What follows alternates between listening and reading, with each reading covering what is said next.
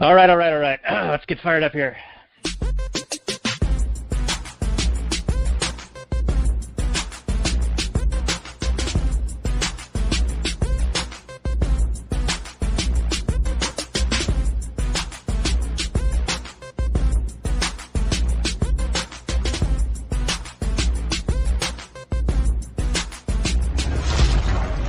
Maximum freedom. Read. Stay on target. Maximum freedom. Stay on target. Maximum freedom. Read Rothbard.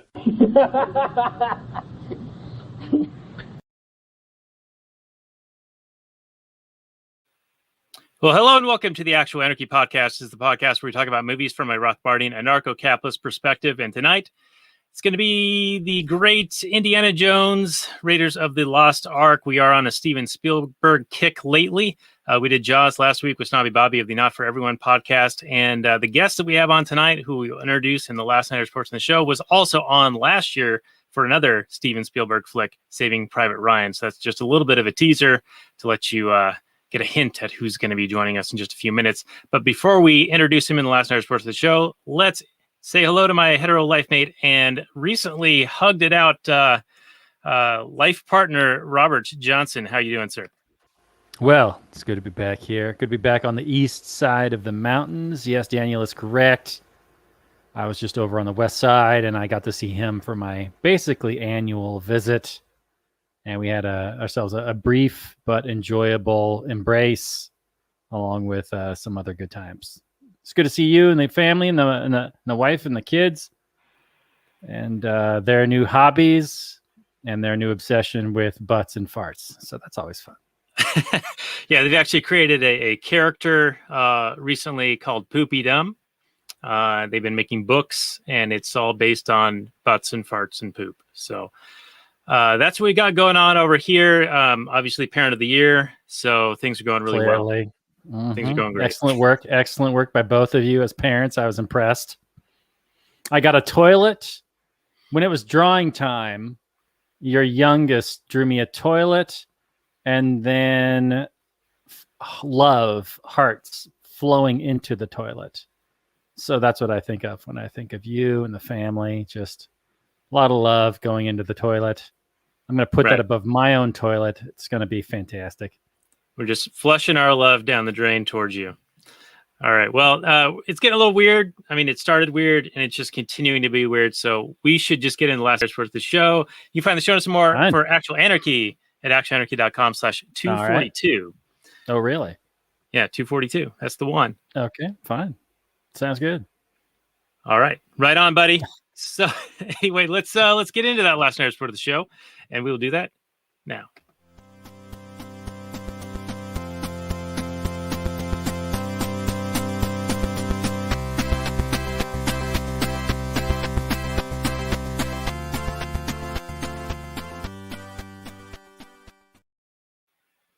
Hey everyone, it's Indiana Jones here. No, actually Daniel Elwood, and Robert Paul Johnson is my co-host, and we are the Last Nighters. You can find us at lastnighters.com and also on the Liberty Movement's YouTube channel. And of course, I'm wearing the hat in honor of the movie choice tonight. It is Indiana Jones and the Raiders of the Lost Ark. You can find the show notes and more for this one at lastnighters.com/185. And we have a hell of a guest for you tonight. This was a Steven Spielberg movie, and he's been on for Steven Spielberg movie last year. With Saving Private Ryan. It is, of course, Prof CJ of the Dangerous History podcast. And welcome back to the show. Where can people find what you do there, CJ? And why don't you just give them a little bit about, what you do over there?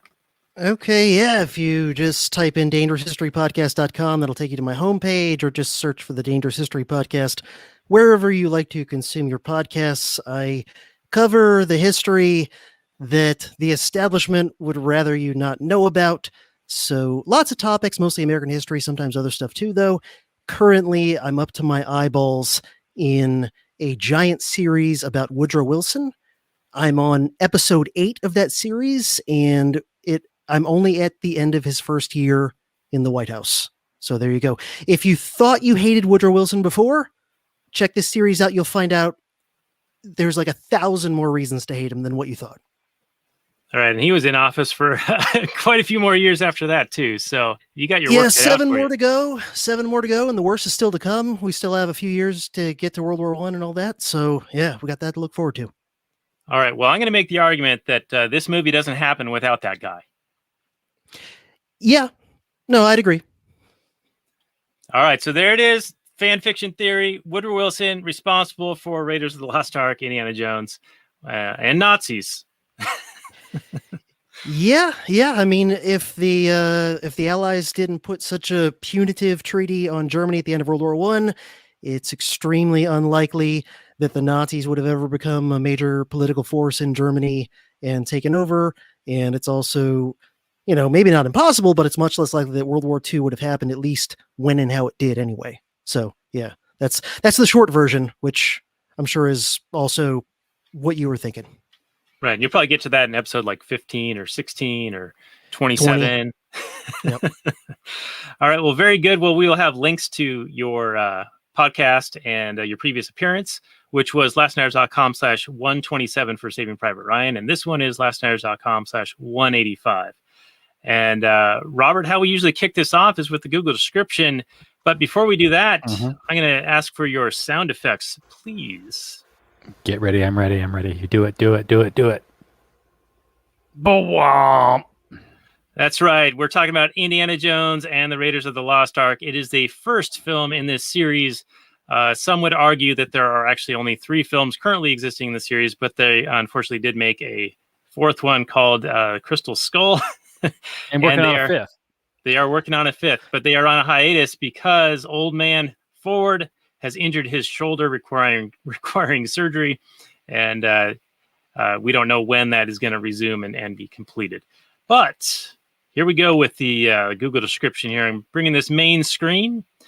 This came out 40 years ago, so that's another reason why this is on the docket tonight. So Indiana Jones and the Raiders of the Lost Ark got 8.4 out of 10 on IMDb, 95% Rotten Tomatoes, 85% Metacritic, and 92% of Google users like it. The description reads, epic tale in which an intrepid archaeologist tries to beat a band of Nazis to a unique religious relic, which is central to their plans for world domination. Mwahaha. Battling against a snake phobia and a vengeful ex-girlfriend, Indiana Jones is in constant peril, making hair's breadth escapes at every turn in this celebration of the innocent adventure movies of an earlier era. Oddly enough, this movie, brought to you by capitalism, was released in the Soviet Union on June 15, 1981, directed by Steven Spielberg, with a story by George Lucas and Philip Kaufman, produced by Frank Marshall. Had a budget of $20 million and made a 20-bagger, nearly $400 million at the box office. And we will go to Robert for your opening, please. Fantastic, Daniel. Yes, Raiders of the Lost Ark. So, classic series, the entire Indiana Jones series. Crystal Skull is a big flaming pile. I can't imagine what they're going to do with this next one. I'm sure they're going to have some young new guy. People talked about Chris Pratt being able to do it, and I tend to agree. He could probably fill those shoes for the most part. But I think Harrison Ford brought to the role of he's a very destructible hero. He's always hurting himself. He's kind of the Jackie Chan of action stars. Jackie Chan would punch a guy, and then he'd hurt his hand, and he'd kick his something, and then his foot would hurt. He's not really good. And same with Indiana Jones. I mean, yeah, he'll punch a guy and he'll be okay, but then he'll get hurt, stabbed, shot. Not exactly life-threatening stuff, but you feel like he's older than he looks because of all the crazy situations he puts himself in. It's a lot of fun. Steven Spielberg famously was a big fan of the old Flash Gordon serials. He wanted to bring that energy to the big screen. The favorite thing I have about this film is its plot. It does feature, as you guys were talking about earlier, the Nazis and Hitler's fascination with the occult, specifically the Christian occult, which has been mined by numerous pop culture properties, the main one that springs to my mind, because I'm also a big fan of it, is Mike Mignola's Hellboy series, which features Nazis summoning demons and looking for other paranormal things. But in this one, he's searching for the Lost Ark of the Covenant. He's searching for, the ark that holds the two stone tablets of the Ten Commandments, as God handed down to Moses. It's interesting that I don't know if there was a time period in the movie, like at a specific year given, but we get the impression that it's either pre-war or maybe in the middle of World War II. I get the impression that it's pre-war, but Yeah, I could be wrong. Okay, it is for sure. Yeah, 1936. I think it actually says that in the very opening caption. Okay, fair enough. Well, then that screws over one of my theories, but still, it'll be fine.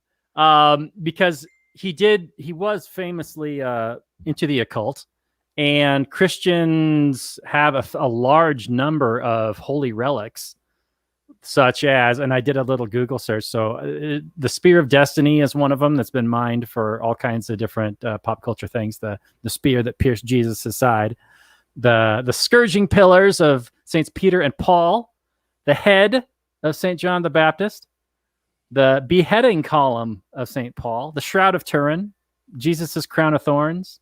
These kinds of things, all, if you believe that they hold some kind of power. The Spear of Destiny is said that anybody who wields it is an army that could not be defeated. I think in this movie, it's the Lost Ark that they talk about, how it has amazing power if you open it. And of course, at the end of the movie, it's like obliterating people. I don't know why. If you close your eyes, you're okay. It seems to render that as a weapon pretty ineffective. I'm sure people would figure it out real quick. And you just wear sunglasses and then you could just go mow people down. I don't know. But it's a really fun action film. You don't take it too seriously because there's a few points in the movie where he's like teleporting a little bit, like he's on top of a U-boat and the U-boat goes like 1,000 miles. And you're like, is he just outside on top of the U-boat this whole time for like weeks? How is he alive? And then he shows up at this port, and then all of a sudden he teleports onto in a hidden little hidey spot. Anyway, it's all, not supposed to take it too seriously, but overall it's a fun semi, alternate history world that Indiana lives in.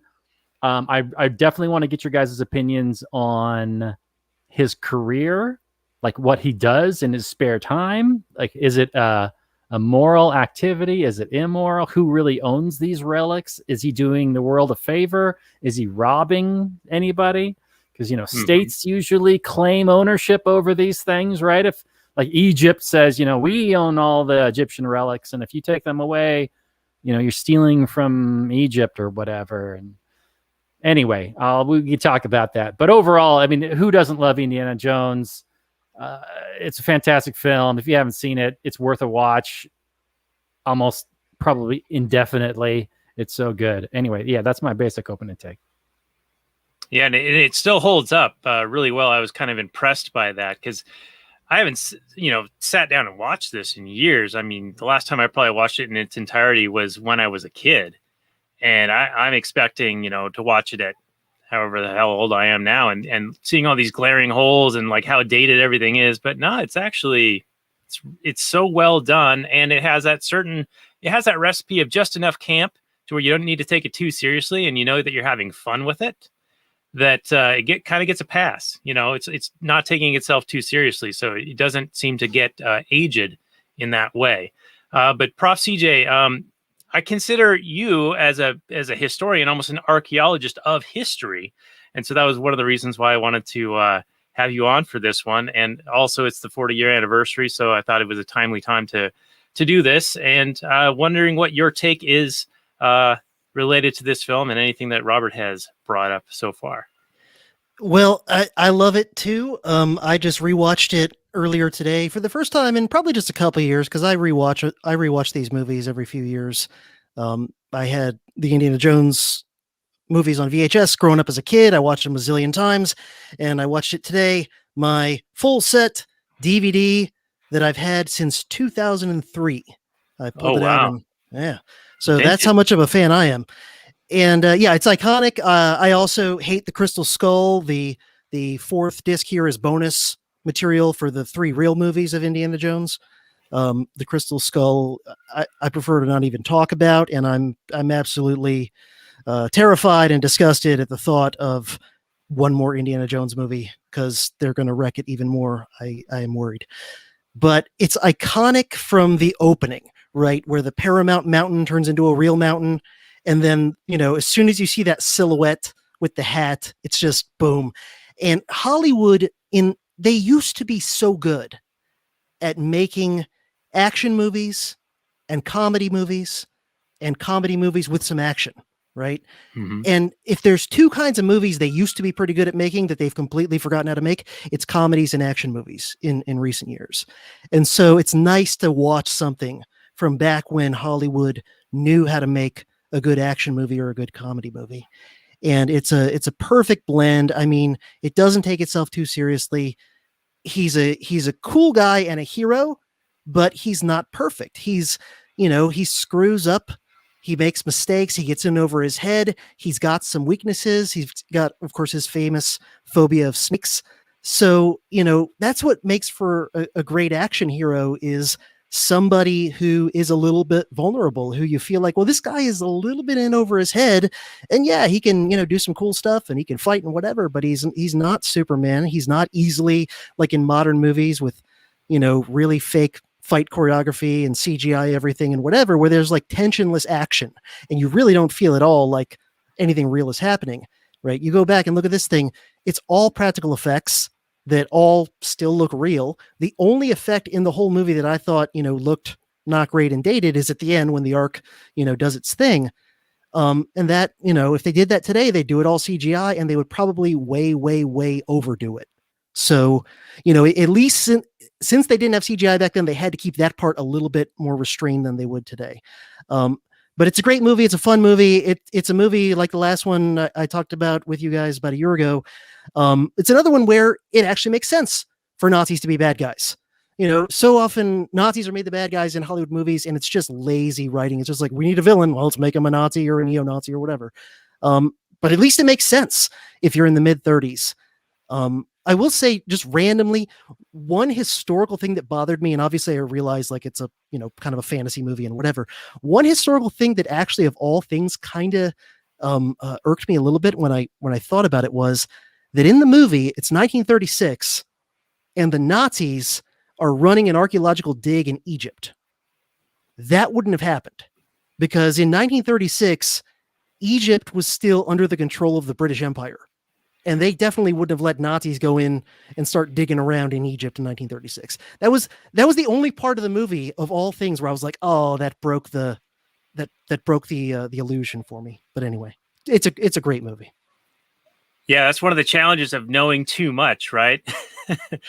Yeah, I'm always the worst person to watch anything historical, even if it's historical fantasy or whatever, because I'll be like, yeah, okay, I'm cool. There's ghosts. Fine. I'll accept that for the sake of the movie that there's ghosts or there's magical stuff going on or whatever. But like, this country over here wasn't called that at that time period, or, this empire wasn't over there back then. So Right. Yeah, I'm the worst. That didn't even exist. And yeah, it's like watching ER with a doctor sitting next to you, right? He's just going to be constantly like, they wouldn't do that. That's BS. That's made up. That's fake. So. Yeah. Robert, you mentioned Chris Pratt, and he's in some movie on Amazon. I forget what it's called, maybe Tomorrow War or something like that. And Jack Lloyd, our friend from The Voluntarist, he had a great post about the firearm that the Chris Pratt character has in the Tomorrow War. And it's like, it's a dialogue of him going to a gun store and saying what kind of thing he needs. And it's like, okay, it's these really massive aliens. So I'm going to need like this scope on it so I can like pinpoint accurately shoot them from 10 feet away.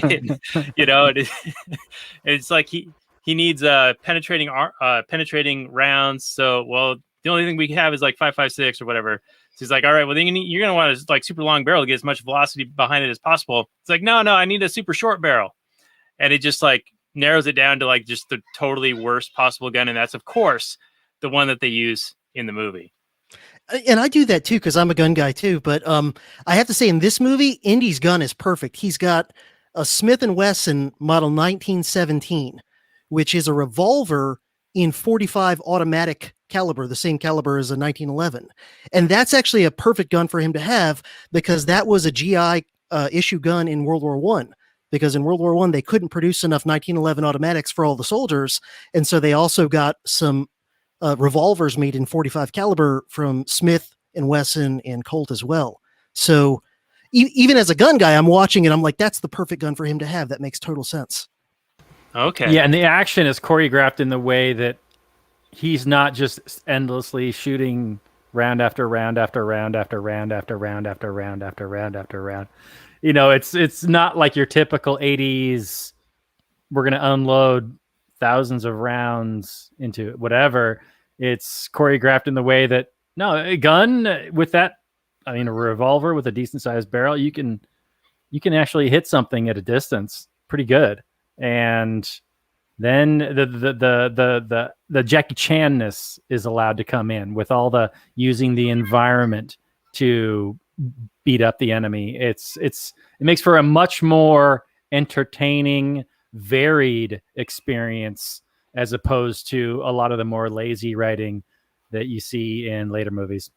And I'll say one of my favorite little just snippets in the movie ever since I was a little kid watching it is the classic scene where the guy comes out with a sword and he's doing all the fancy, and then Indiana Jones just like kind of smirks and just calmly, boom, just takes him out with one shot and then just walks away. It's like, yep.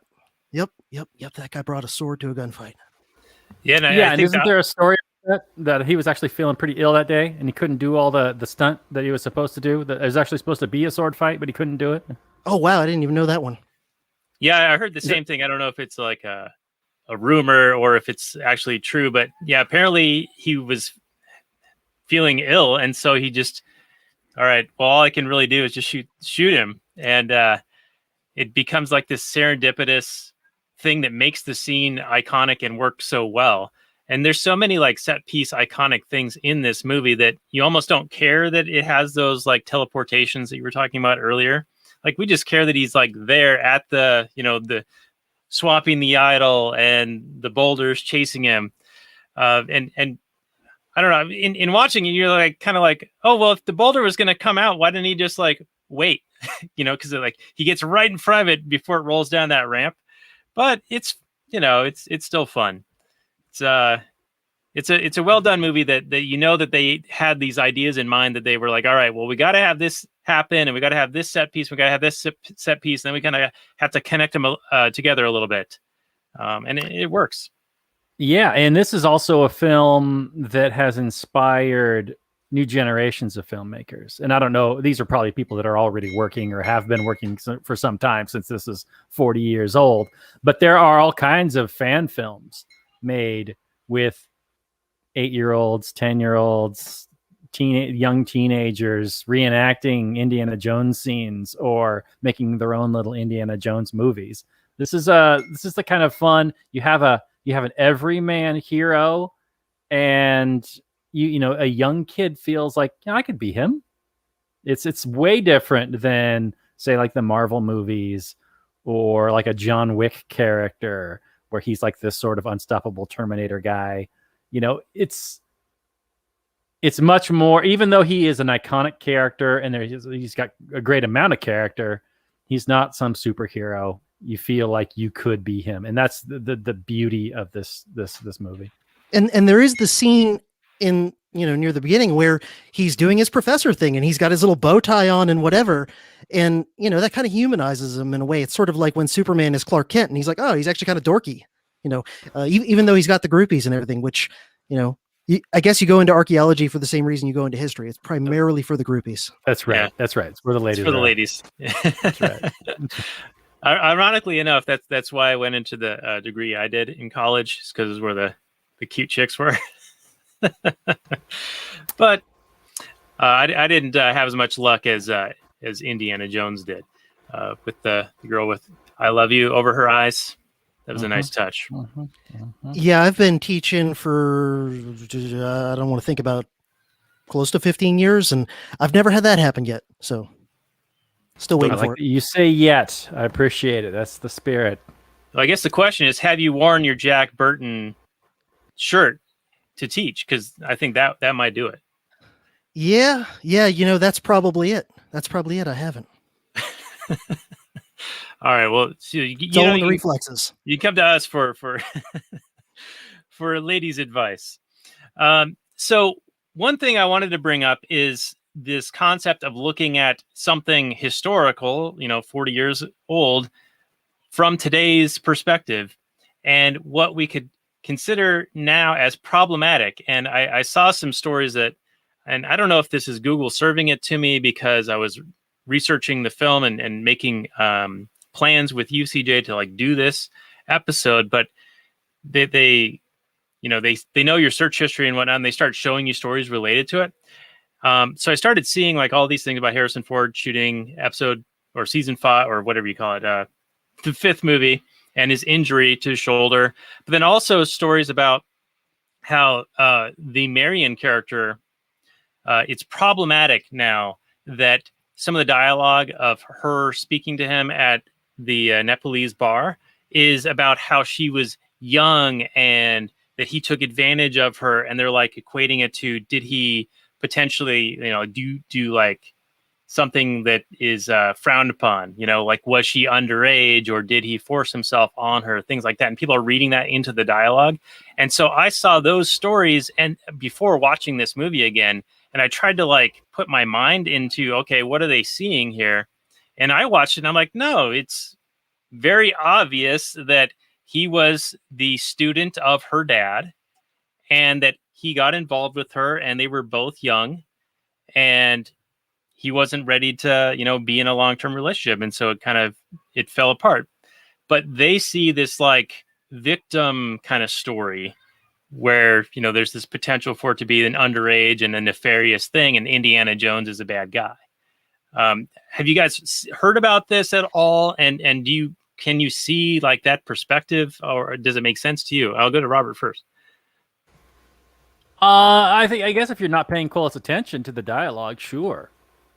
Or if you're interpreting it uncharitably, the dialogue is vague enough that they could be alluding to a grape scene, but I think you're probably more on the nose with your take that they were both young, they had some kind of relationship, but this is Indiana Jones you're talking about. He's got all kinds of these ladies chasing after him, and he's got this passion for archaeology of all things.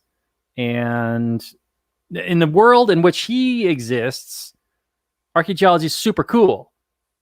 I mean, he's got relics this exist in the world still that aren't already snatched up and in museums, even though in most, there are some relics in the world, and they are still hidden in some tombs, undoubtedly.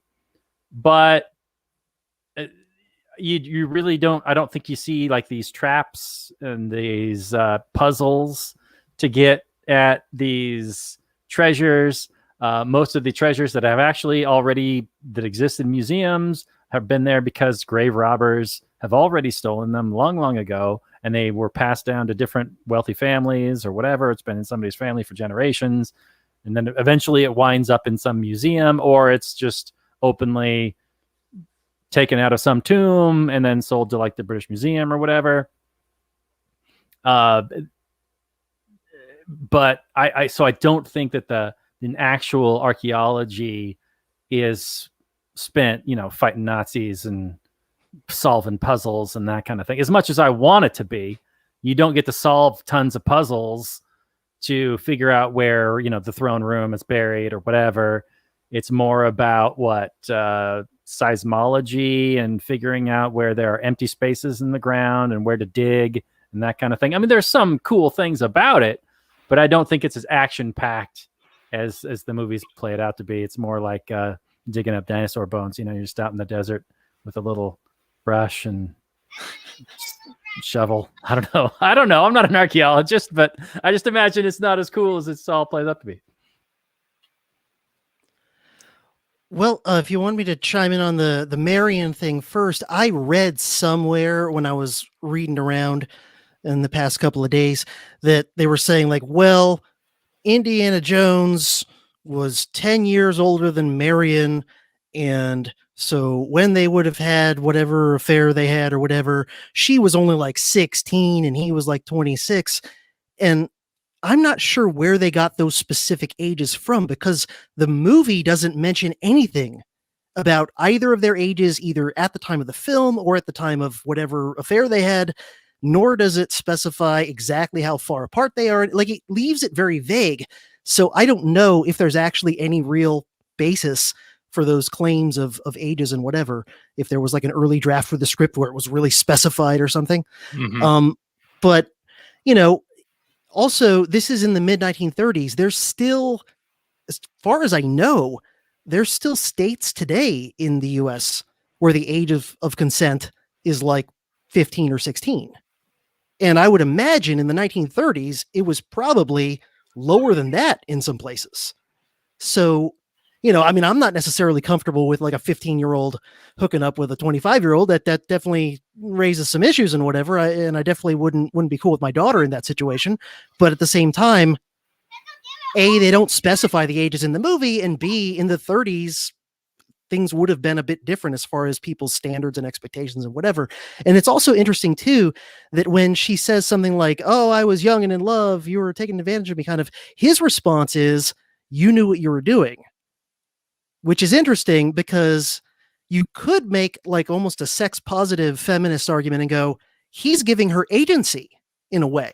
He's kind of saying it takes two to tango. Now you could still debate back and forth, if she was 15 or 16 or whatever, do they really have the wherewithal? Should the age of consent be higher? But that's a whole different, I don't know. To me, within the context of the movie, it's very, I don't know. It's very kind of vague, and within the context of the time period, it's a little bit murky. On the question of archaeology and all that, yeah, my understanding is, and I've read like some serious archaeology, like academic books of various types for some of the stuff I've done when I'm dealing with like, ancient history in different places.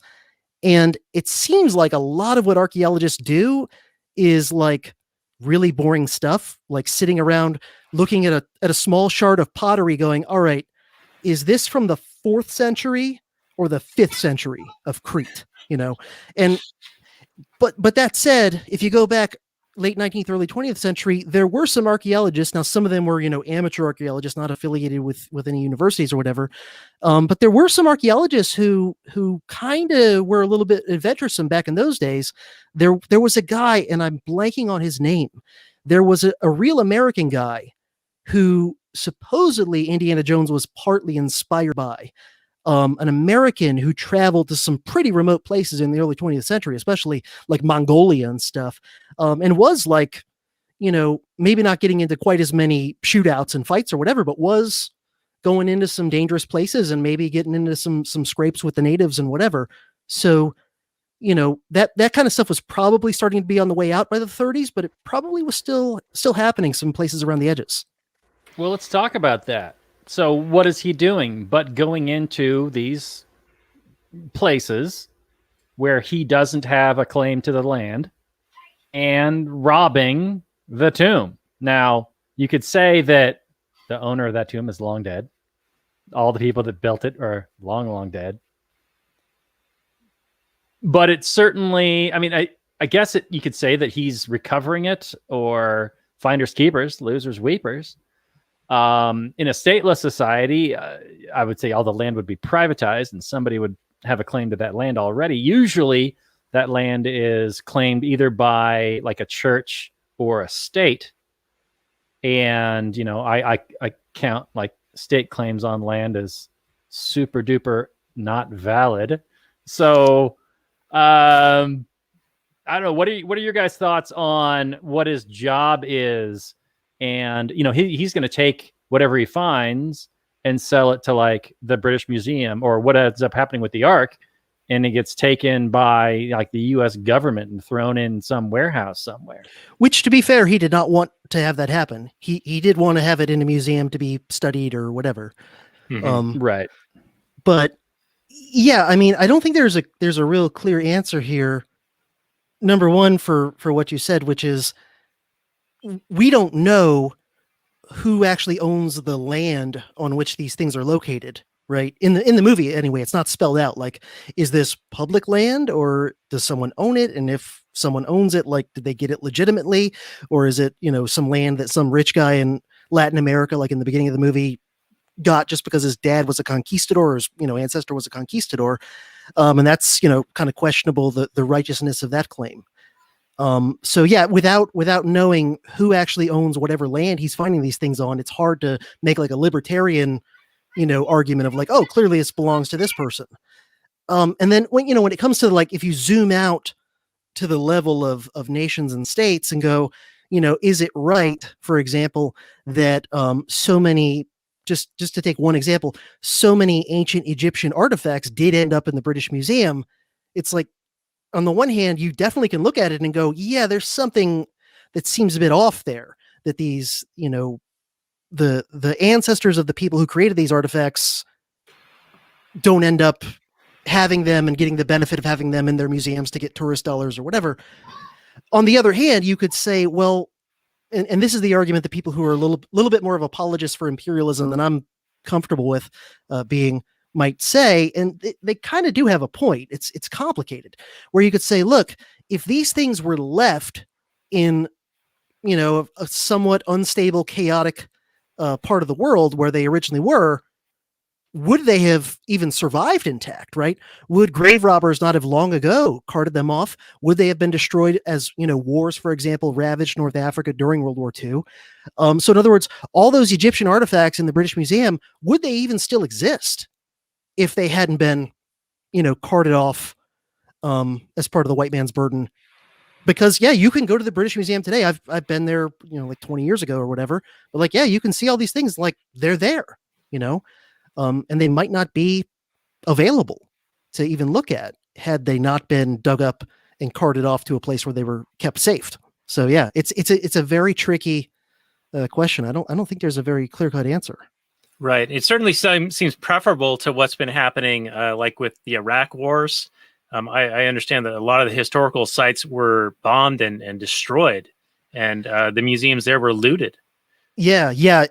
That's a great modern example. And also things like the Taliban in Afghanistan famously were like blowing up these ancient Buddhist shrines and temples, and it's like, if it was possible to teleport those things to some museum in Europe or North America or whatever, might that not be preferable to having them just destroyed and lost forever?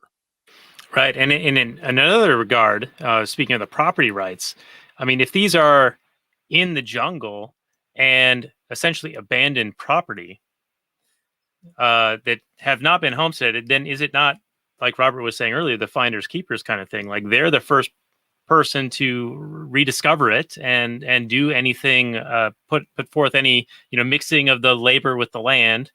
So in essence, you almost have a homesteading argument for the grave robber. Right. Now, in the beginning of the film, Belloc does have like a group of tribesmen, like, who appear to be super upset about Indiana's presence in the area. So maybe they have homesteaded this area, but it seemed to be that they were kind of doing his bidding. Like, he learned their language and told them some terrible story about Indiana or something. Yeah, well, it didn't seem like they had a real right. Yeah, it didn't seem like they had a real like, hey, that's our tomb you're raiding there, Mr. Tomb Raider guy. Yeah, they might have been, from a somewhat different area and not even, seen that temple as part of their tribe's land, or however they would have seen it. But, the film's so fast paced and lighthearted and whatever, that, like, it's probably fine for the sake of the movie that they didn't get into all these details. Like, this temple's located on these guys' tribal land. And then pretty soon you're turning into the Phantom Menace, where like you're spending the whole movie talking about trade disputes, and we're like, hey, get to the lightsabers. Right. That's right. But one thing about that opening scene, and it is a great way to open a film. But that idol is like forgotten after that. Like we that never gets resolved. In any of that DVD set, do they even talk about that idol again? I don't think so. No, I think it's like an opening MacGuffin, and then you get to the real MacGuffin of the movie, which is the Ark. But that's like an initial MacGuffin, like an act, not even Act 1, but like Scene 1 of Act 1 MacGuffin, just to get the ball rolling and introduce the character. Yeah, it's the same thing with Temple of Doom, with the Chinese artifact or whatever that he's trying to get at the beginning of Temple of Doom when he's in Shanghai. Same thing where I don't even remember. I didn't watch Temple of Doom today. I didn't have time. And I haven't watched that one in a couple of years probably, but same deal where, who knows? It's kind of just introducing us into this environment, into this like general idea of here's what this guy does. I think we're supposed to just sort of think that like he's doing this sort of thing all the time. So, it's only the rare artifact that really stands out, like the Ark of the Covenant or the Holy Grail in Last Crusade, that like is an exception, that these kind of less famous, less desired, but still somewhat valuable artifacts are just like his sort of, daily bread and butter, nuts and bolts type stuff. Okay. All right. Now, Robert, do you know if,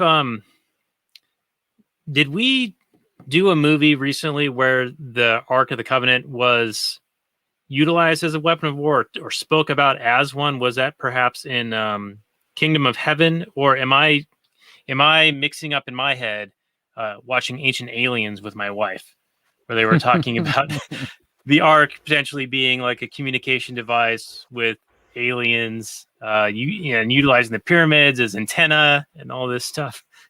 Yeah. That was not in Kingdom of Heaven with Legolas. No, I don't think that. Well, was I thought in there was something where they like thought that they had some invincible artifact that they were bringing into battle, and so they didn't care about bringing water or food, and they got routed by Saladin. I think they didn't bring water because they were the holy knights, and they didn't. Yeah, they had some sort of. You're right. That they had some belief that they didn't need water. I remember that at the very end, or they wouldn't need it to beat Saladin. But I don't remember what, if anything, that they actually had. Okay, or was it the Ark? Like maybe part of the cross. You're right maybe? about this. Maybe you're right about this. I just don't remember. I think maybe they had part of the cross that Jesus was crucified on, or something like that. It's all fuzzy, in my old head. Things go in and then they spill out. But no, you're talking about the power of belief and the power of these holy relics. And that's definitely a thing. I know a lot of different churches in Europe especially have like a little chunk of a saint. They have their little relic that, brings in followers to come and see and go on pilgrimages and that kind of thing.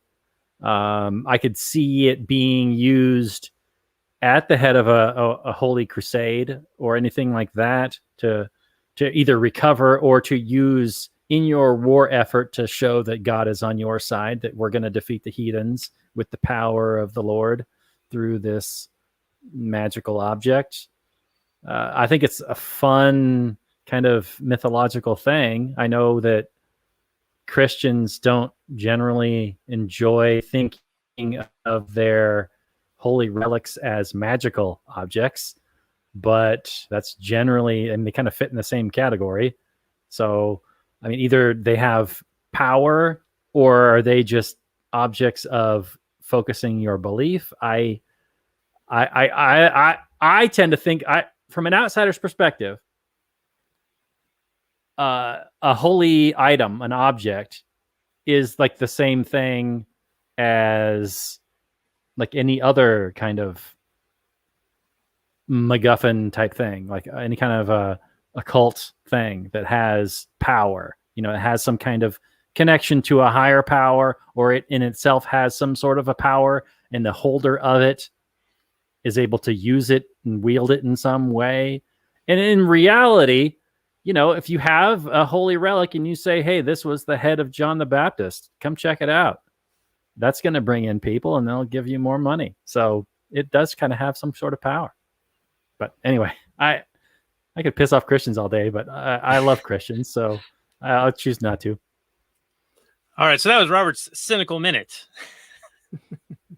I guess. I mean, am I wrong about any of that? I don't know.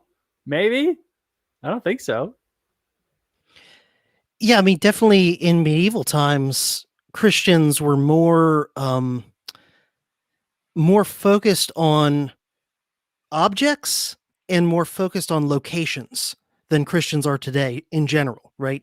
Where medieval Christians really believed if you went on a pilgrimage to a holy site, you were closer to God in a very visceral sense. And the same thing with holy relics, with the bones of a saint or a alleged piece of the true cross. They really believed that these had special powers. And you can find wars and battles where maybe the outcome was in part influenced by people's belief in an item. So, for example, one of the things that supposedly boosted the morale of the Normans before the Battle of Hastings was that William the Conqueror, before he went to go conquer England, he got the Pope to officially bless and legitimize his invasion of England. And then when he gets to the Battle of Hastings, one of the things that he had with him was a papal banner. And then, everybody on both sides of that battle knew what that meant and understood what that meant. And so, there's no way to measure it, but for sure, even just having the papal banner is showing both sides, hey, the top guy with the hotline to God is on the side of this side. And so, William's guys would have seen that and been like, God's on our side. And, certainly any on the other side, on the Saxon side, if they were, devout, would have seen that. And at very least, it would have given them second thoughts and made them like, oh no, are we going to lose this battle because God's on their side? And also, if I die fighting against the Pope's banner, where do I end up? And that might make a little difference to morale, and that might actually influence the battle a little bit.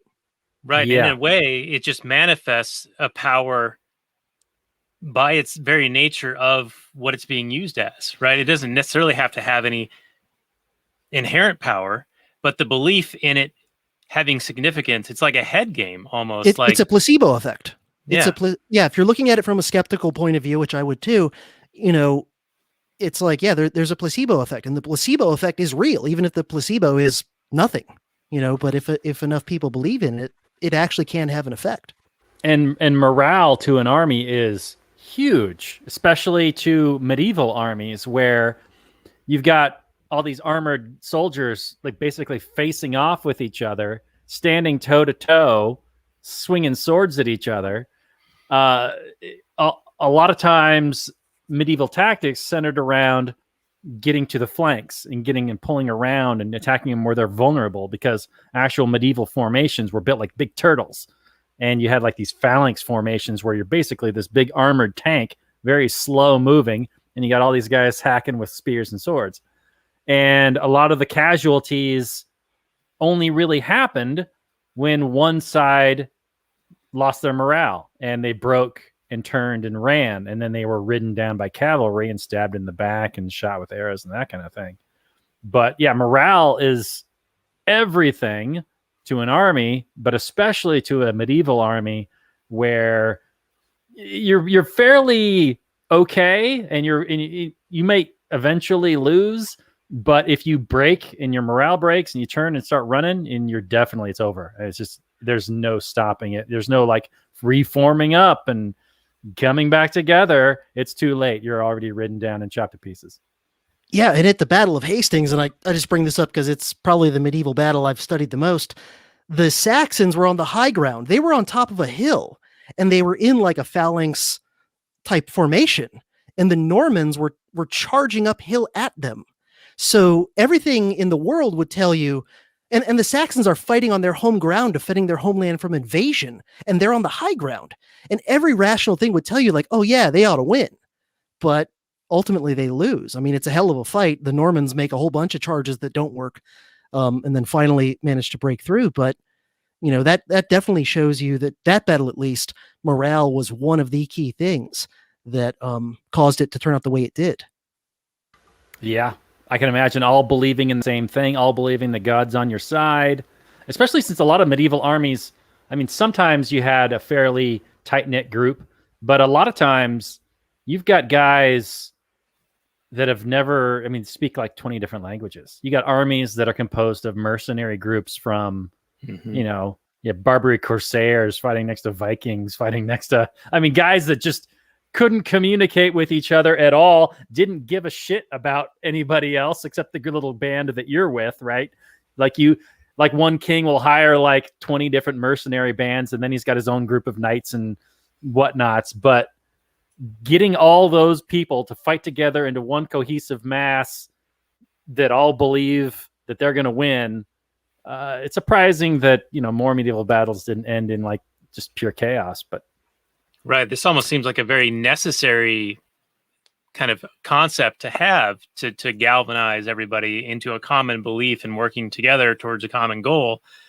We talked about this with Godfather 2 and with Havana, where the revolutionaries in Cuba, Michael Corleone, saw that these people were willing to die for their cause. They had true belief in what they were doing versus kind of this, crony U.S. puppet regime that was supported, that was resisting this. And so he could see the writing on the wall. I mean, it's all, it's a fictional take on it, but basically that belief allows those that are more convicted to overcome like numerical odds that would be seen as against their favor, sort of like what you were talking about earlier, CJ, with the Battle of Hastings, where they're, by all tactitional, strategic and whatever awareness, you would say, okay, these guys have the advantage, and yet something allowed the other side to overcome. absolutely. All right. Yeah, there's all kinds of things about this movie that are fun to talk about. Yeah, and so oddly enough, we got a comment on a YouTube video on one of our episodes that was like, hey, these guys actually, it's like an hour and a half episode, and they only review the movie for like 20 minutes. The rest of it is they're just rambling on about just random stuff. We're doing it again, but that's fine. It's what we do. If people are familiar with it, that's what they come back for. So thank you, our audience, for sticking with us through this. Now, I wanted to close out the first problematic thing, which was that Marion and the underage potential thing, or that perspective on it. While you guys were talking, I looked up the actress who played Marion. She was actually born in 1951, and this movie came out in 81. So she was in her late 20s when this film was being made, and Harrison Ford is 9 years older.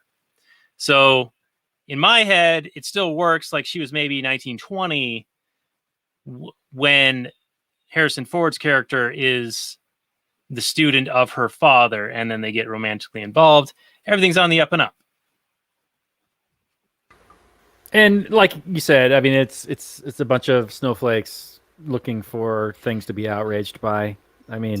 Yeah. Well, let me just give you one just insane example of that. That's even more like crazy. I came across some review from like a woke perspective, pointing out all the problematic things about the movie. And this one person, one of the things she said was, after things that are a little bit more obvious, like, oh, he's a white guy going into, these non-white countries and stealing their artifacts. Like, okay, that's, it's not completely, without base. Then she threw in also, Indiana Jones's first name is Indiana, which is a U.S. state that was named in honor of conquering the Native Americans. And I'm like, wait a minute. I've watched the bonus DVD. Okay. George Lucas tells you why he named the character Indiana Jones. He named it after his Malamute that he had at the time, his dog, which he said is also the dog that inspired the character of Chewbacca. And that's, by the way, why in the later films, they actually, I think in Last Crusade, they actually have Sean Connery say, yeah, he took that nickname from the dog, because his name's really Henry. And so it's like, I don't think George Lucas was sitting down going, yes, let's name him Indiana because that's the most colonial name in American states. It's like, that was the name of his dog. And I doubt he named his dog in order to make some sort of like white power statement. Dog whistle, these literal dog really whistle. digging up ways and reaching, stretching as far as they can to get outraged about something. They're 1,000 times beyond Alex Jones as far as connecting dots that don't connect. Mm-hmm. Yeah, now I didn't see anything related to this other problematic one I wanted to bring up. And I use problematic in a jestful tone. John Rhys-Davies, who plays Gimli in The Lord of the Rings, he's Welsh. And yet he's playing a Middle Eastern man or Egyptian guy. What's his name? In this one? Sulla? Sulla, yeah. So similar to Robert Downey Jr., playing a blackface character in Tropic Thunder, which he had a great response, I think, on Joe Rogan, where, hey, do you think you could make that movie today? And he was like, well, you could, but you'd have to deal with a lot of shit. And I wonder if people would freak out about somebody playing a Middle Eastern character now, or are they not as, I don't know, like a victim class or something like that? I don't even know like how this all is supposed to work. Well, I will point out that actor has a track record of doing this sort of thing because he also played a dwarf. And as far as I know, in real life, he's not a little person. So outrageous. Yeah. So wait, and he also played somebody whole... from another entire universe, right? Like Middle Earth.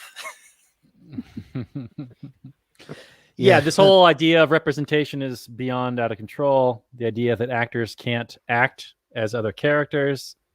It's Robert De Niro starred in The Irishman. Okay, he's obviously Italian. So Indeed. Somehow it doesn't apply there.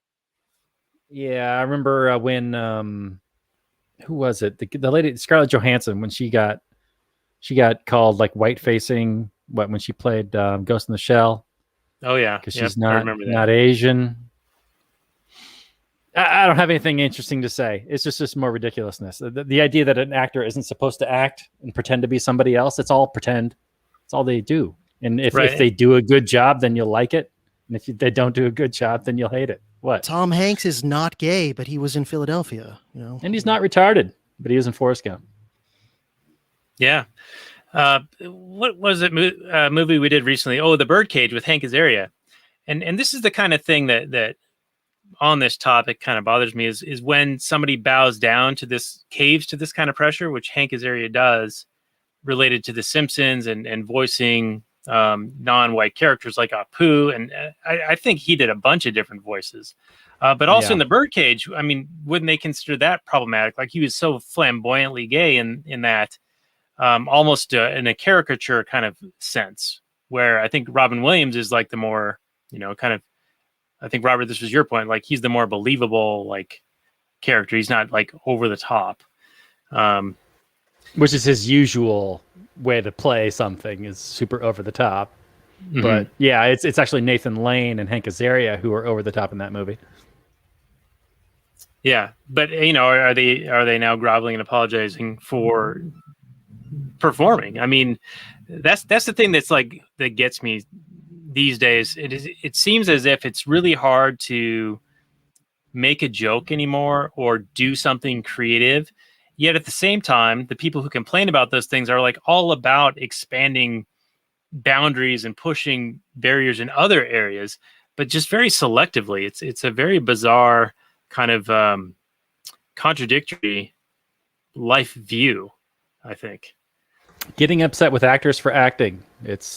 There's no area where they will not find outrage. Yeah. So speaking of acting, is Harrison Ford a good actor? I enjoy him, his cavalier, everyman kind of take. He's not perfect. He does some, serendipitous stuff, but he's like basically the same guy in Star Wars, in, like so many different movies. Is it just him? Is that just Harrison Ford being Harrison Ford reading some lines, or is he a good actor? What's your take, Robert? If you listen to interviews, he's all about the method of acting and the characters. He'll go on like a late night show and he'll just talk about how much fun he had being this character and the craft of acting. But it really doesn't come through in his on-screen characters from what I can see. He doesn't seem to pick roles where he totally transforms himself. He picks roles that are very much in line with who he is. And maybe that's part of, half the Hollywood typecasting him, but he doesn't seem to, or isn't allowed to really flex his acting muscles if he in fact has them. He seems to talk a good game about being an actor, but I tend to agree with you. I think he's competent and he's good at being himself for the most part. But is there a huge difference between Han Solo and Indiana Jones? Can you name it? I mean, don't get me wrong. I enjoy him, and I enjoy many movies that he's been in. So I'm not like trying to say he's not a good that I dislike anything he's done. I'm just saying maybe he plays to his strengths, and that's not necessarily a bad thing. The way I look at it is, I think of it more in terms of like there are two kinds of actors. There's the actor that's the chameleon, that completely different in any role, like Daniel Day-Lewis or Ralph Fiennes or something like that, where like they're totally different people in each role. And then there are actors who are kind of the same, but I still think they're good actors just in a different way. It's somebody like Harrison Ford or somebody maybe like Owen Wilson, where I still think they're a good actor. They're just good in a different way. In the way that there are some bands that each song sounds totally different and it's great. And then there's other bands like AC/DC comes to mind, where a lot of the songs are pretty similar, but they're good. So to me, it's like there's just two different kinds of things. There's the chameleon, and then there's the kind of the same thing, but it's a good same thing. Yeah. Just kind of filling in. I can go along with that. The guys that do the same thing are never going to get the props that a Daniel Day-Lewis will get. They're not going to have the critics just raving over their performances, but they keep getting work. And that says something, that they obviously have some kind of charisma or talent that allows them to work well with others and keeps audiences coming back to see their stuff. Yeah, to me, the key is just for an actor that's sort of the same in all their roles, it's just a matter of getting the right roles. Like, as long as they get the roles that kind of fit what they do, it's great. And then when they're badly miscast, it can be kind of awkward. But, as long as they're pretty good about choosing the roles that work for them, then it's fine. Right, like Kevin Costner in a romance movie. It just doesn't work. Yeah, Costner's another guy he's Kevin Costner pretty much no matter what. And I don't know if necessarily the roles that he's chosen were quite as successful as the types of roles that Harrison Ford has gravitated towards. Because Harrison Ford, I mean, there was a period of time where he was like the biggest guy around between Star Wars, Indiana Jones. 80s and the 90s, he was crushing it. Yeah, Absolutely. Air Force One. Yeah, get off my plane. Yeah. The Jack Ryan. That was Jack Ryan, The Fugitive. Right? The Fugitive. Fugitive, yep. Which, by the way, Fugitive, I thought that movie would hold up. I watched it like 2 years ago. Aged. Not very good, unfortunately. Really? Yeah, it's disappointing because I remember kind of being like in awe of that movie when I first saw it and just thinking how great it was. But yeah, try watching it again and it's like, ugh. What's bad? Tommy Lee Jones? I don't know, it just kind of has that, not quite a vintage feel, but like an old feel. Yeah, like it just almost soap opera-esque, where it's like so the dimensionality of it is like kind of weird, like where you can tell it's just not that you're not transported to a time and a place. It's more just like, oh, I'm sort of watching a thing that's like almost a play. I don't know. It's really hard to articulate what I'm trying to say, but basically my take on it from a few years ago was that it did not age well. Whereas Indiana Jones, Raiders of the Lost Ark, aged extremely well, like a fine wine, really. Thank you very much. Excellent. Yeah, I mean, I like that, Indiana Jones has his like nemesis in this film, but he's not really. I mean, he's kind of, I don't know, who would you say is the villain other than just Nazis? I mean, Belloc is kind of the villain, but He's got some sympathetic motivations. yeah, he's kind of a fellow traveler, just kind of a competitor for Indiana. He just But he's happens sort of to be on the working dark with the side Nazis. of that. Like, Yeah, he's just a little bit more, even a little bit more lax in his morality than Indiana Jones is. So he's like, take him Right. and then dial up the lack of morality a little bit more. I can't see Indiana Jones knowingly working for Nazis, right? So, like he's willing to do some somewhat shady things, but he'll draw the line somewhere. Whereas Belloc is much more just kind of, psychopathic. Although almost. it's funny because at this point, the Nazis, was their Man of the Year. crimes against humanities, it hadn't come out yet, really. I mean, you could probably argue against their what their what is it? What is the thing that they did with their forced sterilization and that kind of thing, Daniel, when they would like kill like Eugenics. Eugenics, thank you. Their eugenics program. I think that was fairly well known, although that was following the science at the time. It was quite popular among some social circles. and in the U.S., they got it from the U.S., didn't they? Yeah, they were big Yeah, fans initially, of the but then U.S. Eugenics. They cranked it up a little bit, but it's funny because at no point does Indiana, hate the Nazis because they're Nazis. They're just an obstacle in his path to getting the Ark, right? He's not like, you guys are evil. Does he? Is it at some point? I don't remember him doing that.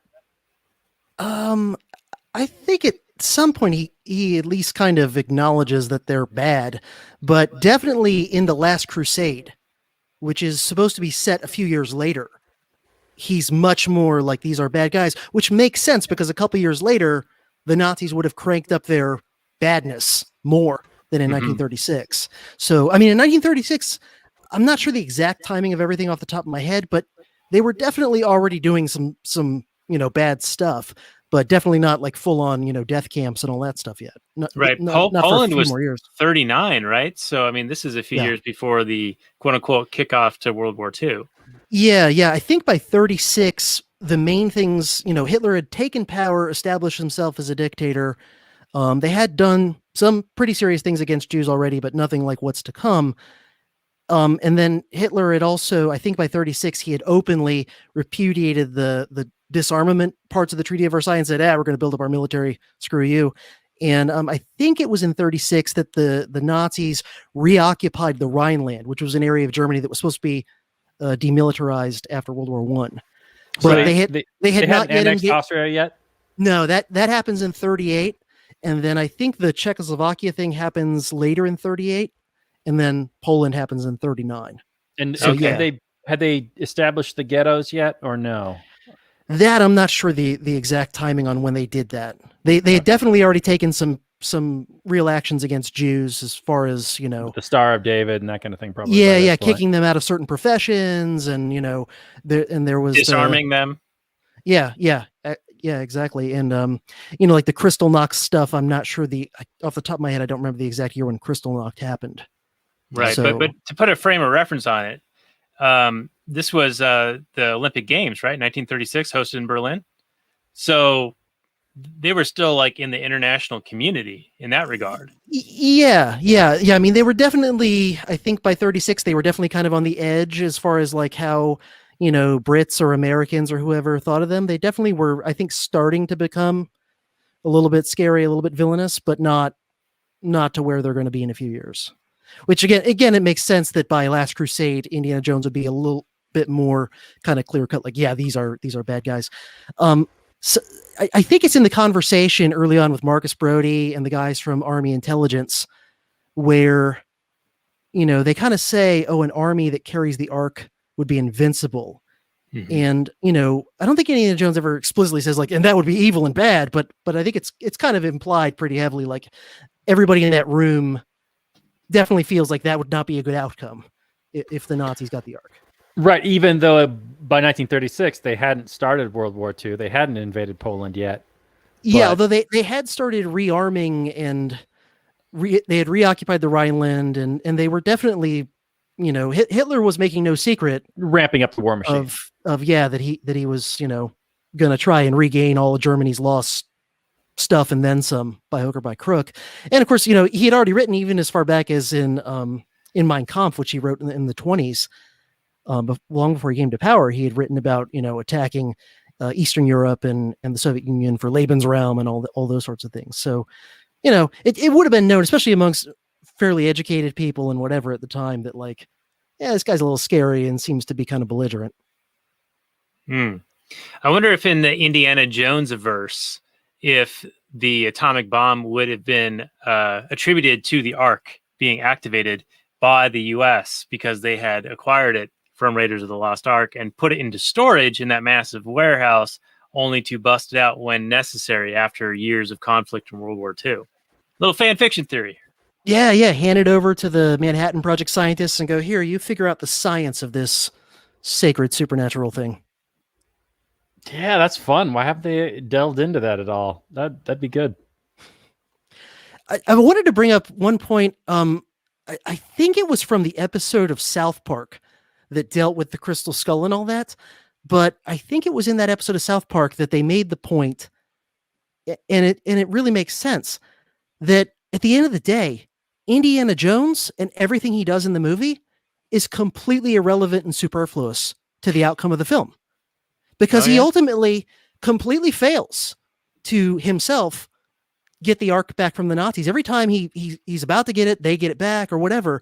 And ultimately, what saves the Ark from falling into the hands of the Nazis is the ultimate Deus Machina. It's like literally God wipes out the Nazis and prevents them from getting the thing. So every single thing Indiana Jones did the entire movie, everybody he fought, everybody he killed, every crazy thing he did, all of his flying around the world with the map and whatever like that with the plane, which by the way is brilliant montage way to show travel, is a little, line on the map. I love that. It's so brilliant. But everything he does is completely superfluous to the outcome. So at the end of the day, you're left going like, nothing he did mattered. Right. It only matters because it entertained me for 2 hours. And that's cool. And it's fun. Absolutely. But it is kind of sad to think about, like, yeah, it didn't really matter. Like God would have wiped out the Nazis for getting the Ark. Yeah, even if they'd gotten it originally, put it on that plane, took it to Berlin. Yeah. Well, the only difference that Indiana Jones made to the ultimate outcome of the film is it was because of Indiana Jones that the Ark ended up in a warehouse in DC or somewhere in America, rather than, sitting in the middle of the desert where the Nazis opened it or something like that. Right. That's the only difference he made to the ultimate outcome of the story. Is if not for him, it might have just ended up sitting in the middle of the desert somewhere or sitting in Berlin somewhere. But it wouldn't have ended up in a warehouse being looked at by top men. Right, because it was Belloc's idea to go through to have the Jewish ritual of opening it on this weird island or whatever. And they had it in control the whole time. So yeah, that's a fun angle to take. I usually like my protagonist to be a little more affecting the plot, but it didn't even bother me at all in this movie. Isn't it weird that you don't notice it until someone points it out, and then you're like, duh, it's like right there. But I didn't figure it out for myself. If the South Park guys hadn't hit me over the head with it, I would have never even, because I was so entertained by the movie and had so much fun with the movie, it never even occurred to me that, the protagonist doesn't matter. Right, but he is acting all the time. He just doesn't affect the plot, which is, it's funny. Yeah. He is constantly proactively doing things. He just fails at it, and it's okay. It's totally okay. Yeah, but even as he like fumbles through certain things, like he's overpowered by that big German brawler guy who gets chopped up by the airplane. But he still does some pretty amazing shit, like that truck scene where he's like hanging underneath and dragging along and then climbing back up. I mean, there's some pretty high intensity like pro tagging going on there. So he kind of has wins and losses, like hits and misses. And I guess that's one thing that sort of makes him likable. Yeah, absolutely. He's super likable. If there hadn't been literal divine intervention at the end, the Nazis would have won. Yeah, because he was tied to a post. He was at the mercy of the Nazis. So they open that thing. It doesn't kill them. They put 2 bullets in the head of Marion in Indiana, and they walk off to Berlin. That's the other alternate version of the ending of the movie. How it should have ended. Then they go on to conquer the world with the Ark at the head of the Blitzkrieg. All right, I'm going to ask you guys one thing and see if this bothers you now that you've heard it versus before thinking about it. This amulet, which is put into position when the sun rises over, and it pinpoints the location in this city where the Ark is. And yet when he escapes from this chamber where the Ark is from all the snakes, he bursts out of an exposed and visible wall that some guy is sleeping next to. So you're telling me that this is a hidden thing? Then how come it's like this totally exposed and easy to find thing that they had already uncovered? Yeah, that bothered me. I mean, the idea that, I mean, maybe it's it's in a constant, in the middle of excavating all this stuff, and there's all these things that they're excavating, and they're uncovering all these buried buildings. Maybe, but the way he just kind of pushes this block out easily and just climbs right out, it bothered me a little bit, but ultimately it's just all in good fun. Yeah, I think you can get away with a lot of those sorts of things if the movie's fun enough. Mm-hmm. Yeah. Same thing with the submarine. That bothered me this time. And I had thought about that, before when I've watched it, where it's like, that's a hell of a long way. How many days is he on that thing? And also, really, they're in a U-boat and they never once submerged the whole time? That seems kind of weird. Right. I just picture him like clinging to the outside of a U-boat that's hundreds of feet under the water for days at a time. And, yeah. Yeah, they are just going across the Mediterranean, which, what is that, like a 500-600 mile journey to wherever they were going, like near the Bosphorus? Yeah, I mean, it's not huge, but I would imagine it probably would take, I don't know how fast those U-boats go, but it would probably take, I don't know, at least a matter of days, right? Yeah. I would imagine at least a few days.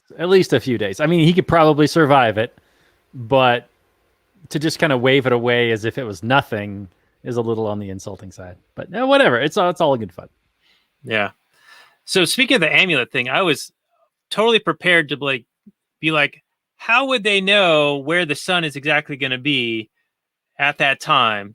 But then in rewatching it, he actually does it 2 notches down from where the guys had put it in previously. So they must have built into the story and into the set that there was some sort of like each different day at a certain time, you would put it in a different position. And so I appreciated that. Yeah. No, that's a lot of good details. It's not like the dagger in the Rise of Skywalker thing where it's like, really? How'd they know to stand on the magical spot? And it's even worse than the thing on Goonies. Oh yeah, we're gonna do Goonies this fall, Robert. I got it on the docket. That's all right, exciting. Sounds good. Haven't seen that in a long time, but I remember having a good time. Like the first Josh Brolin appearance, as I think I recall. Yeah, sounds about right. Yeah. So we're getting to that point where we are actually super long already. So I want to bring up any final notes before we get into final summary and review. And I don't even know what we can score this out of, like number of snakes out of 10, something like that. Yeah. Okay. I can do that. So is it worth watching in 2021? Absolutely. It is one of the original Tridge. I don't know if it's as good as Last Crusade. It's probably better. I don't know. I'd have to watch them all back to back to back. I know in Temple of Doom is kind of generally considered to be the worst one, and I don't know where people stand on Crusade versus Raiders, but it's the one that started it all. It's the one that really inspired the Indiana Jones ride at Disneyland, which was my favorite thing at Disneyland.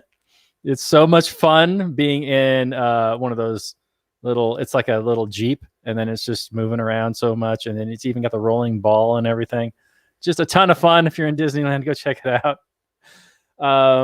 But yeah, Raiders, it totally holds up. It doesn't have the world's greatest acting, but it doesn't need it. It's got a crackerjack of a plot, and it's got just a whole lot of fun. It doesn't take itself seriously. It's got iconic moments. It's got one of the first, before it became done to death, probably. I mean, I don't know when they started using Nazis as the bad guys, probably in Casablanca. But, which is, I don't know, what was that, back in the 30s? Casablanca. But it works really well here because they're not done like, it's basically a cartoon, but the Nazis aren't just cartoonishly evil. Like, they're not just like boiling children and cackling about it. They're after this Ark, and they have a soldier's duty to retrieve it. And, they're basically just on the other side of the equation.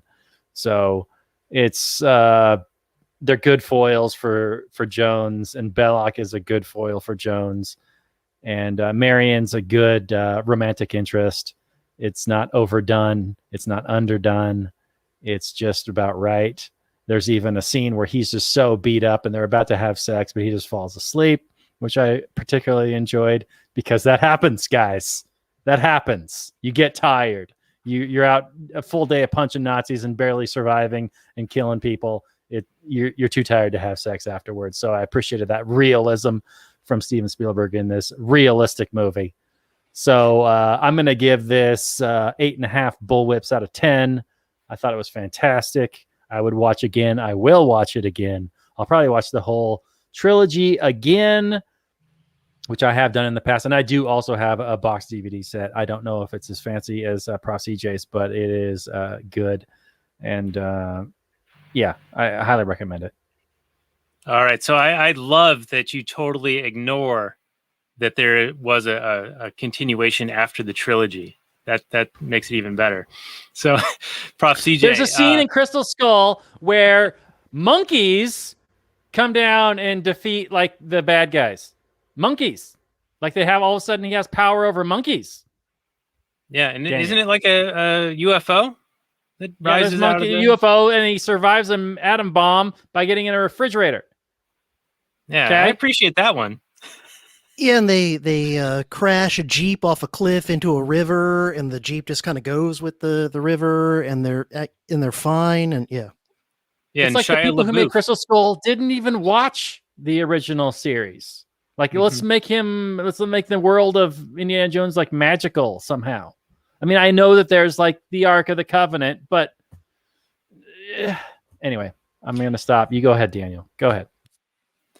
All right. Well, I'll throw mine out there, and then we'll save best for last, which is what my kids like to say. They like to save like their favorite food item for the last thing that they eat, which is kind of frustrating as a parent, but also kind of cute and adorable. So we're going to save best for last. Prof CJ, we'll get your number of snakes on a plane after my little take here. So Indiana Jones, Raiders of the Lost Ark, does it hold up? You're darn tootin' it holds up. It is a lot of fun. Steven Spielberg probably at his peak powers. Harrison Ford probably at his peak powers. And it is just a romp that it doesn't get boring at any point. It's the right length. They don't drag anything out. Everything is there that is necessary. And they even sort of cut through to things that don't necessarily need to be shown. It's just a lot of fun. And I think that this is a movie that will stand the test of time. It already has lasted 40 years and still looks great. And I think it'll go another 40 years and still look great. So I'm going to give it 9 snakes in a pit with the Egyptian staff amulet that pinpoints where the Ark is. And we'll go to you, Prof CJ, for your score and final summary and review. Yeah, I would concur on the number of snakes. I'd also go with 9. Out of the trilogy, which, as the Pope of Indiana Jones, I say that Crystal Skull is not part of the canon. Out of the trilogy, I would say that Last Crusade is my favorite, and I think by most objective kind of standards, it's the best of the 3. Temple of Doom is the weakest of the 3, but I still really like it and think it's really good. So that's, I'm not trying to, I don't know, damn it with faint praise. I think Last Crusade is an overall better movie, but I totally get that Raiders of the Lost Ark was establishing the character and setting up, what became a franchise, and it does a great job at all that. So, a few little nitpicks and imperfections here and there, I'm not gonna dwell on too much. I love anything that has the pulp sort of feel to it, whether it's in a kind of a mystery genre or an action adventure genre or a sci-fi genre. I'm just a huge fan of classic pulp. And so for that reason, I also love this movie. I love the real trilogy. It's also the same reason I love the real Star Wars. So I love that.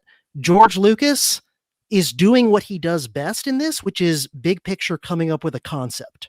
George Lucas came up with the basic concept of Indiana Jones for the most part, but then thankfully he turned over writing the actual screenplay and doing the directing to other people, which, you can just look at all the Star Wars stuff he did, and that's generally the best Star Wars, is where he's the big picture visionary guy coming up with the basic idea, and then other people work out the details usually better than he could. So it's sort of a perfect, you got Lawrence Kasdan doing the screenplay, which is that's what he's the best at. He's not as good at directing when he directs. Spielberg, again, in his prime, right? So, it's lightning in a bottle in a lot of ways. And, the two sequels, also very good. And like I said, I like Last Crusade even a little bit better. Sean Connery in that is just awesome as Indiana Jones's father. It was kind of his first role, I think, where he wasn't like the leading man, tough guy sort of character. So it's cool to see him play more of a, dorky kind of a character, but do it great. So.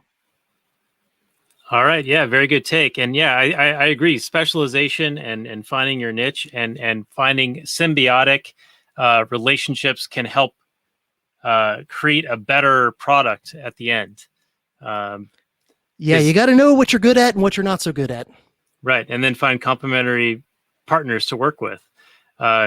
If I recall, I think Mike C., a frequent guest on our show, he sent me a video about Star Wars and how it was saved in the edit. So basically, George Lucas had shot a script, and his first reel of it, presentation of it, was the story was boring and it lacked a lot of the iconic kind of things on it. And his wife, and I think Steven Spielberg, went and edited it and turned it into the iconic, beautiful film that it resulted in. Now, fact check me on this because I might be wrong, but I will find that and put it on the show notes page, because I think it goes to your point of the specialization of people finding the thing that they're good at and finding other people who are good at certain aspects to create this beautiful product at the end here, which is the Indiana Jones trilogy. Yeah. Look at the Star Wars prequels, and it's like there's a lot of great big picture ideas there, but the execution is terrible because Lucas controlled everything that time. Yeah, and the big picture, he had to also bring up so much detail; it gets so convoluted. That arguing about trade routes for 20 minutes. Yeah. And there are fan edits of the prequels that are much better to watch. Those they're out there to be found. Check them out.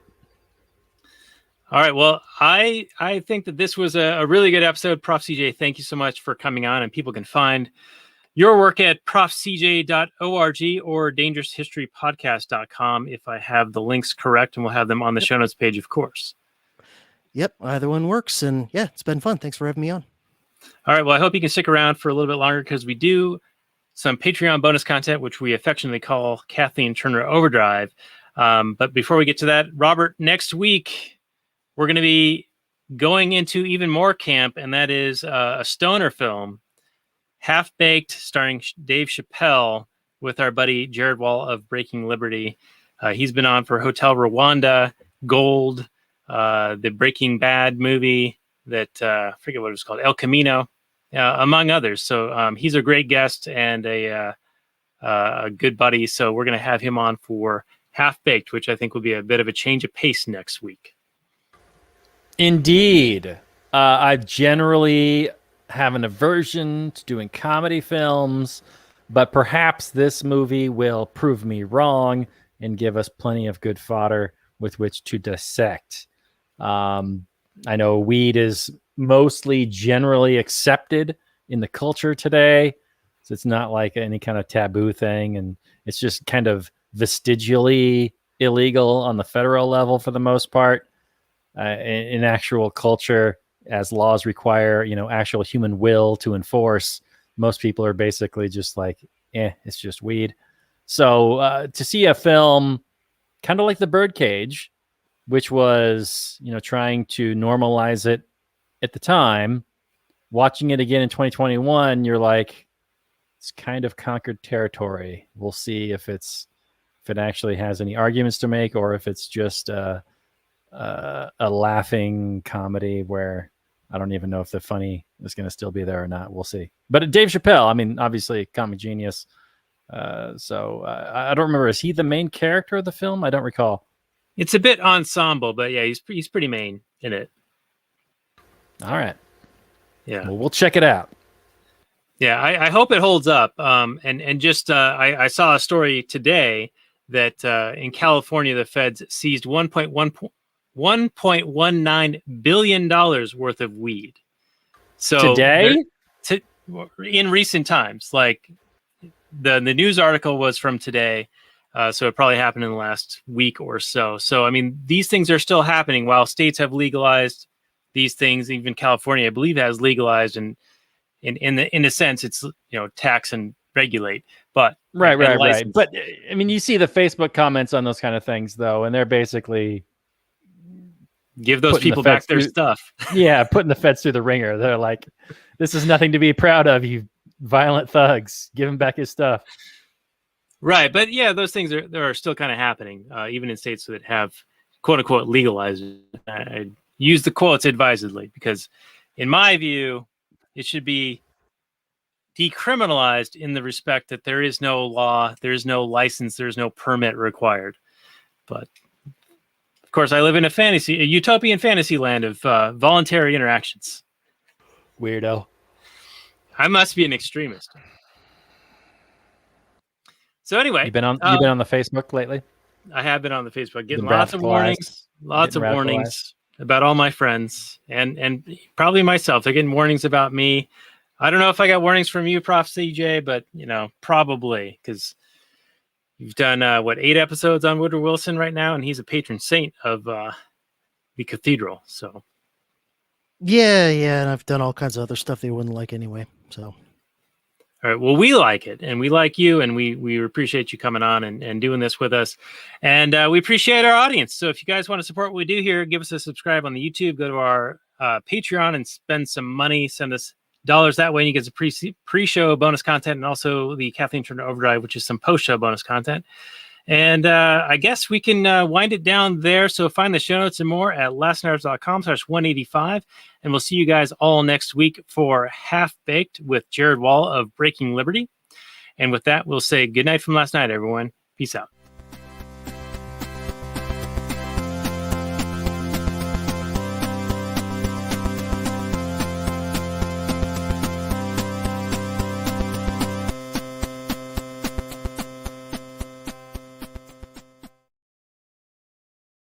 All right, and I have a few more minutes on the Actual Anarchy podcast, and then we will get into that Kathleen Turner Overdrive. However, it is getting late for Prof CJ, and it was past his bedtime when we even started recording, so we're not going to torture him for too much longer. But and this might actually be a very short segment, because I don't know if either of you guys are aware of this, but Steven Spielberg just signed an agreement, a deal with Netflix to produce content for them. And Robert, I'll go to you initially for this question. Do you think that just that idea of Spielberg signing on to do a deal with not Netflix, do you think that will hurt his reputation and his skill? Like, or is he selling out? Like a band will sign with a major label, and then his fans will say, "Oh, I really like their earlier work, but now they've sold out, they've gone corporate, and it's milquetoast, and it's no good." What's your prognostication for a deal with Netflix from Spielberg? Well, if he's got a multi-picture deal, I worry, because one, his skill level, his passion level seem to be in the decline. Maybe he's made all the movies that he really wants to make, And, at this point, he's just kind of still doing it because that's all he really wants or knows how to do. Long past, probably should have been put out the pasture, but he's still a talented director. He's still a very competent director. He's not, I don't think he's really blown anybody's doors off with the stuff he's done lately, but maybe he doesn't have to. Maybe he just makes competent stuff and that's good enough. But I worry that if he's got like this Adam Sandler deal where Netflix doesn't care about the quality and he's just going to shit out some garbage, I don't think that that's really Steven Spielberg's game. He puts his name on a picture. He cares about the quality. But, if you don't have any kind of editorial oversight, maybe he's going to let something slide that he otherwise wouldn't. Kind of like with when George Lucas was doing the prequels, or when Sandler is doing his what are those movies he did? Like, there's one where like a donkey farts, shits all over some guy or something. Just terrible things that he's like, well, I already got the money, and what incentive is there for me other than my legacy to do an amazing job? Or he's like, I don't have any kind of editorial, there's no editorial overlook, and I can just kind of do whatever the hell I want, and I'll make some kind of crazy stuff. Maybe I don't really think that's him. I don't think that's Spielberg, where he's going to make a Star Wars prequel movie. He's probably too good of a director to do that kind of thing. But, I don't think maybe he'll take the time and do more kind of indie, smaller stories. Maybe that's something he's interested in. I don't know. I just hope he follows and does something that he's interested in, that are good stories, that maybe since he already has their money, he can devote it to stories that otherwise wouldn't get the recognition, right? Like a Steven Spielberg name still has a fair amount of cachet, and he puts his name on a movie, people are more likely to see it, even if it's a smaller, more intimate, story that otherwise wouldn't get the attention. That's my hope. Yeah, I like that take, and I kind of hope that he does do something along those lines where he can exercise his talents in an area where he can pursue a passion project and really tell a story that he really wants to tell versus seeking necessarily a commercial success. I mean, he already has that legacy, right? He already has established, he's a Hall of Famer, from Jaws, E.T., the Indiana Jones series, trilogy. He, did the Goonies. What's the last great movie that he did? Catch Me If You Can, 2002. Lincoln got accolades, but yeah, I didn't really like. I think I'm in mixed company, or not mixed company. I think we are mixed company relative to people who enjoyed that movie. When was Munich? Was that 2004? Munich was. Oh, he also did Minority Report. 2005. Okay, Munich was good. Minority Report was pretty good. Yeah, but I think he for the most part he waned. His prime was in the 80s and the 90s. Yeah. He started waning in the 2000s, and he really hasn't done anything that I've really been amazed by since. So I don't know. Maybe it's because I'm accustomed to his style, and he's run out of ideas, or his style has been copied by so many people that it's kind of become the norm. I don't know. Yeah, and if I recall, we gave pretty strong scores for Saving Private Ryan. So that was, 98? Yeah, Jurassic Park, and he had a good run. Schindler's List. I mean, the guy's done amazing stuff. Yeah, first ballot Hall of Famer. Prof CJ, you have any take on a Netflix deal for him, and do you have any aspirations for what that might yield? No, I know nothing about it. I don't know if there's any details, if anything's been sort of leaked or hinted at as far as like what he's going to be doing with it. So yeah, I'm in the completely hope for the best, a little bit expect the worst kind of thing, because yeah, I feel like he is a bit past his prime. Maybe he'll surprise us and have another kind of, another good run, but who knows? Yeah, well, I have high hopes for him. Let's see, he has the highest grossing director in cinematic history title, where his Spielberg directed films exceed $10 billion in box office worldwide. It's what He's the a Pentagon legend. spends in 8 seconds. Yeah. Yeah. So on a relative scale, it doesn't sound that special, but I guess when it comes to movie making, that's the top billing right there. But, which I'm sure will be eclipsed or something. But for the now, he is absolutely a legend, and we are. I'm sure his films will be looked at and studied and enjoyed for many decades to come. right, and Raiders is 40 years old, holds up, and I think it'll continue to hold up like we were saying. So anyway, that's our show tonight, everybody. You can find the show notes and more at actualanarchy.com/242. You can find Prof CJ's work at profcj.org and also dangeroushistorypodcast.com, and also wherever podcasts are sold or distributed for freezies. And Prof CJ, I think you also have a Patreon, which oddly enough, I am not a patron of yours, so I'm going to actually go do that tonight and send some money your way. Thanks very much. I appreciate it. You high quality stuff, way better than what we do here. And unless you're involved, then you bring our game up a little bit here. I do my best. And of course, you have the Jack Burton tee on, so very good. It's all the reflexes. All right, so Robert, we'll be back next week with Jared Wall for a little bit of Half Baked, a little stoner movie. Should be a lot of fun, and we'll see you guys all then. Find the show notes more for this one at actualanarchy.com/242. And with that, we'll say maximum freedom for everyone. Peace out. Have a good night. Bye.